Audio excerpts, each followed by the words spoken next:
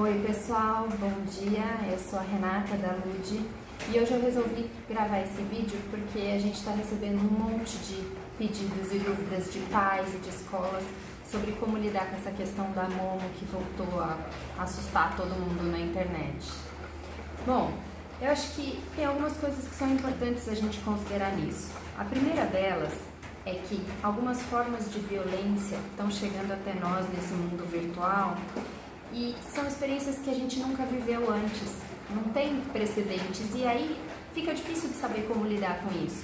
Então a gente tem o caso da boneca Momo, a gente teve há um tempinho atrás aquele caso da baleia azul, existem casos de cyberbullying, que são formas de violência complicadas para a gente lidar, principalmente porque isso chega próximo dos nossos filhos, que é o que a gente tem de mais valioso na vida. E aí é natural que a gente fique assustado, né, diante de uma situação dessa. Olhando para isso, o que a gente precisa fazer? Né? Eu acho que é importante a gente olhar nesse momento para o adulto e para a criança. São percepções diferentes que a gente precisa ter. Né? Quando a gente olha para o adulto, poxa, o que a gente precisa considerar? Primeiro ponto, não adianta se desesperar. A gente precisa trabalhar o nosso autocontrole. Toda vez que a gente lida com uma situação que é nova, que contempla algum tipo de violência, a gente se assusta, tudo isso é natural. Mas tomar decisões quando a gente está assustado e fragilizado, diminui muito a nossa assertividade. Então, olhar para isso, por mais difícil que seja, e entender que são experiências que a gente vai ter que passar pela humanidade, e a gente trabalhar para não se desesperar com isso, é um ponto importante.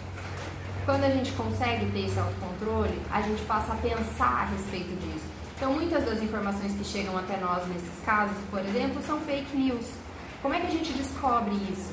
Se a gente fizer uma pesquisa rápida na internet, a gente consegue dimensionar até que ponto isso é verdade, até que ponto isso não é. E isso traz pra gente uma certa segurança para lidar com essas situações. Outro ponto, a gente precisa entender que para nós adultos educarmos bem uma criança, a gente precisa necessariamente estar atento aos impactos que as vivências dela causam na vida dela. Por quê? Porque a criança está dando sinais o tempo inteiro pra gente do que ela está vivendo. E se a gente presta atenção nisso, a gente consegue perceber quando ela está assustada, quando ela está com medo ou quando alguma coisa que não é legal está acontecendo com ela. Se a gente trabalhar nesse sentido, a gente evolui muito na assertividade que a gente vai ter na educação dos nossos filhos. E quando a gente olha para a criança, para a nossa atuação junto a elas, seja em momentos difíceis como esse ou em outros momentos que não são tão delicados, tem 3 atitudes que são importantes a gente ter, principalmente no trato com a tecnologia, que de novo traz a questão da novidade. Especialistas falam diversos assuntos, existem as primeiras hipóteses surgindo, mas a gente não tem precursor muito antigo, a gente não tem estudos e pesquisas longitudinais muito grandes para a gente avaliar isso. É tudo muito novo, a tecnologia está trazendo uma velocidade de mudança brutal para a nossa vida. E aí, como pais, o que é importante a gente fazer?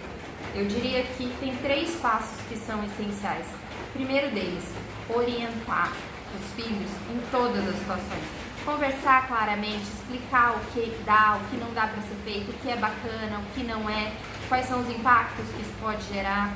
Quando a gente conversa e orienta os filhos, eles entendem até onde eles podem ir ou não. E orientar significa mostrar para a criança, inclusive, que ela pode procurar a gente. Orientar é diferente de punir, de bloquear, de conter.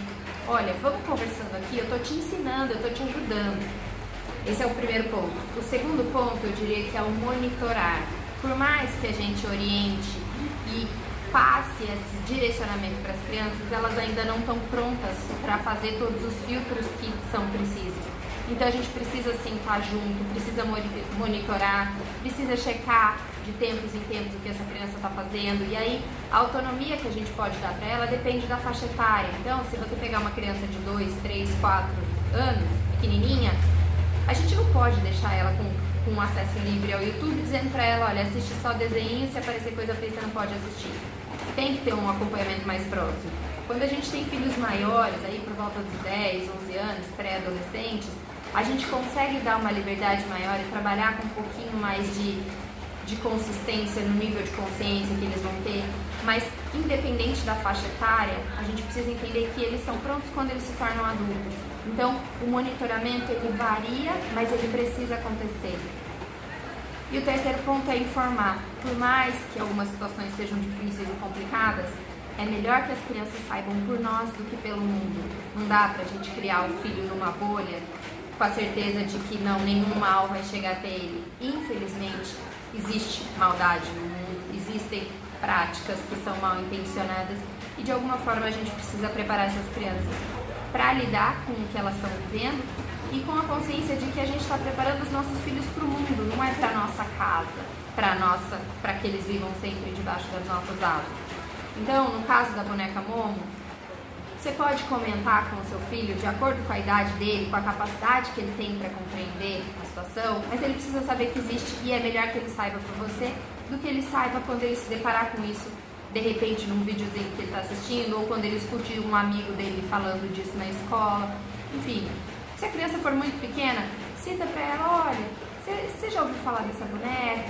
Tem algumas malvadezas aí acontecendo, enfim, cita. Você não precisa mostrar vídeos, você não precisa mostrar fotos e tal.